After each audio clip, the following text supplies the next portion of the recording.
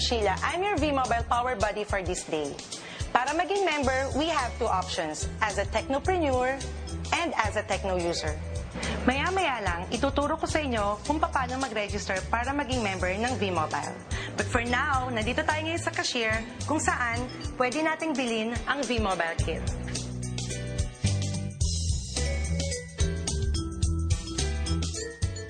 Ngayong nakabili na tayo ng kit, pwede na tayo mag-register para maging certified V-Mobile member. Tara, scratch na natin ang card.